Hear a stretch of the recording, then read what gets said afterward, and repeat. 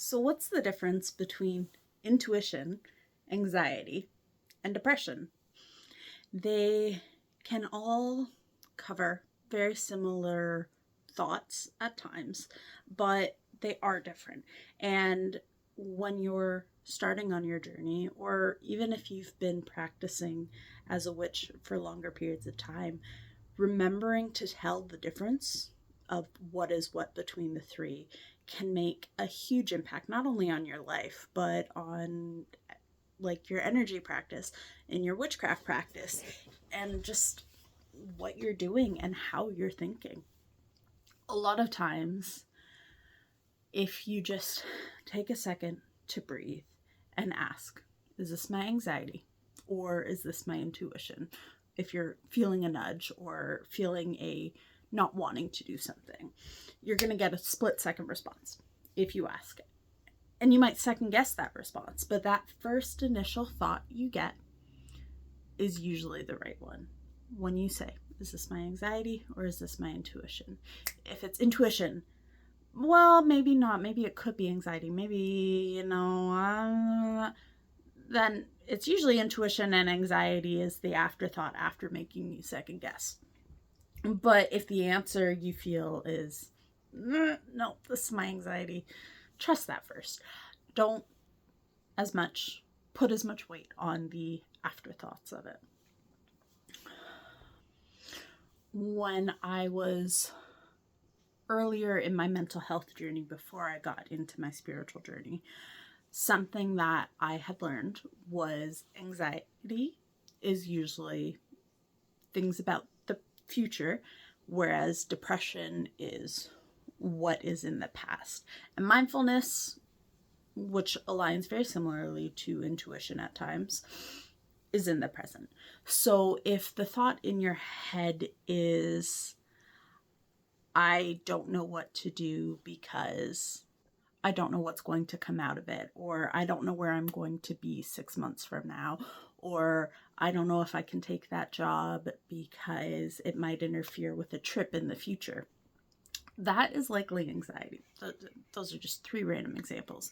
But if it has something related to the future that's coming from a place of anxiety and worry and anxiousness, if it's negative emotions and you're thinking about things of the past, again, that's likely not your intuition. That's your body physically and mentally reliving things that happened in the past, which can lead to that not so fun depression.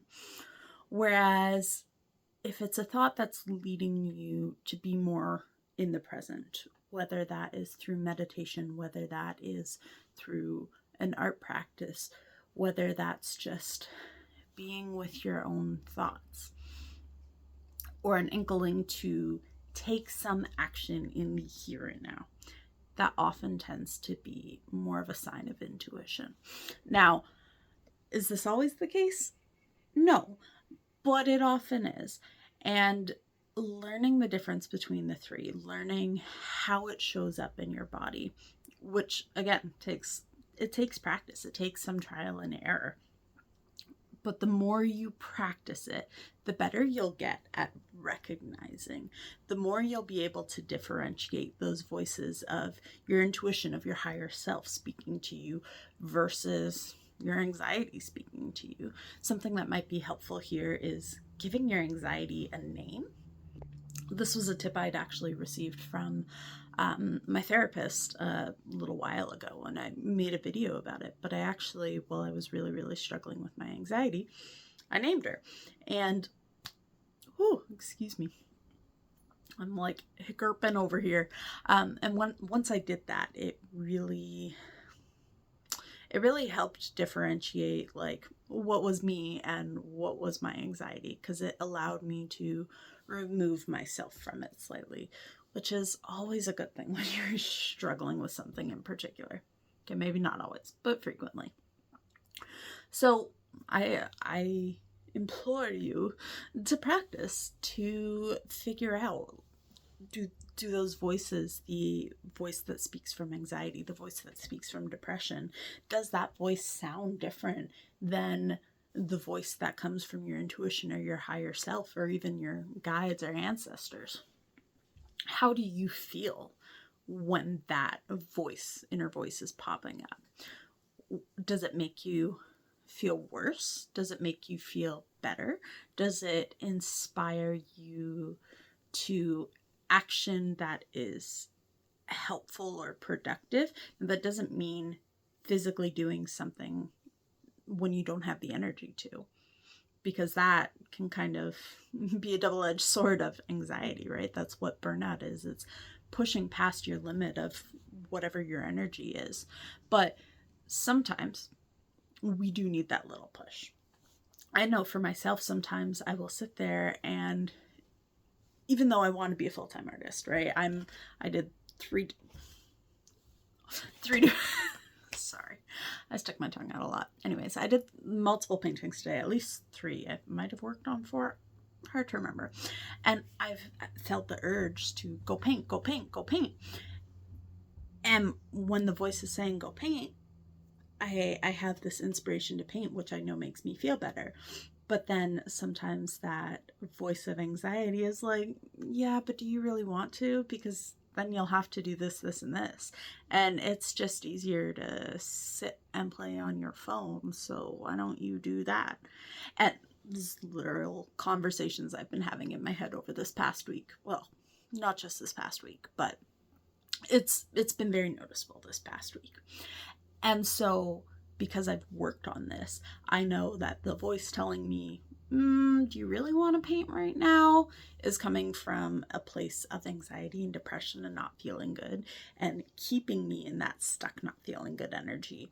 Whereas the voice urging me to go paint. You really want to paint. There's a painting you really want to be making right now.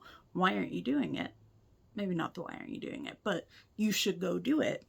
That is more my intuition speaking to me. And it's taken time to recognize the difference between the two. But another thing that helps is, well, if I listen to that voice, how do I feel afterwards? Do I feel better or do I feel worse? And not necessarily just worse in that particular moment, like you need to go make a phone call. Oh my gosh, I feel so anxious actually making the phone call, even though I need to do it.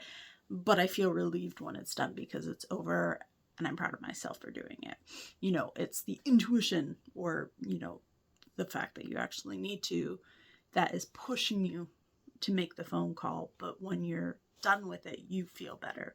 You know, that is more likely a sign that it is something that you should be doing or need to be doing. Or, you know, if you do it, the circumstances after the fact are circumstances that need to come into play for something else to come into play. I hope that makes sense. I feel like I've rambled quite a bit here, but it really all just comes back to trusting yourself and understanding and being willing to ask the questions, being willing to say, what if, or is this anxiety? Or is this my intuition?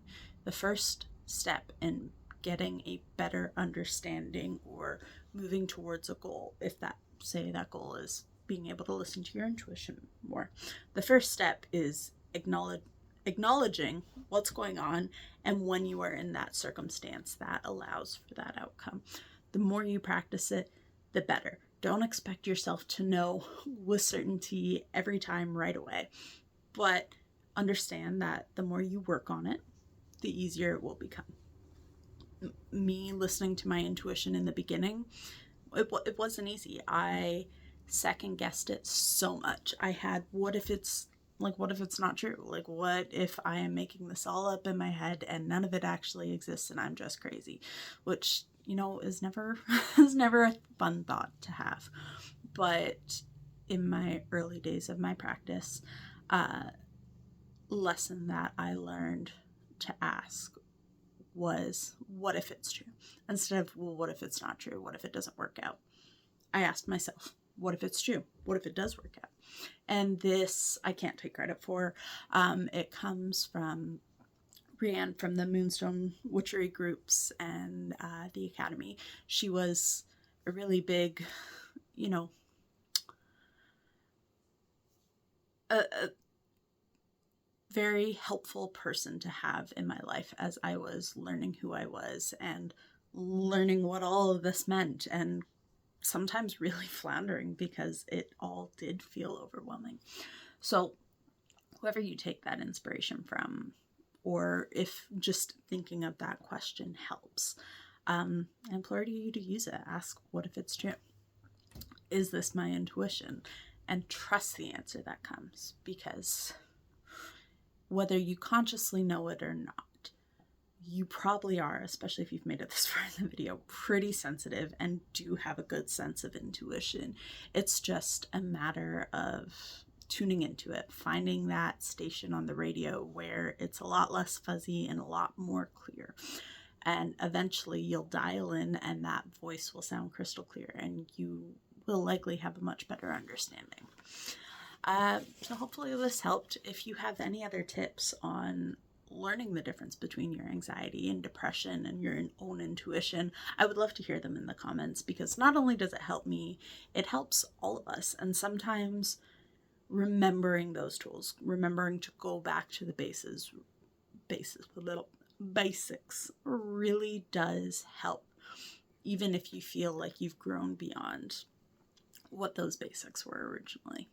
Thank you for being here. I really appreciate you. If you found this content valuable, please subscribe. And I'll just be out here trying to make more videos and help more people. Have an amazing day.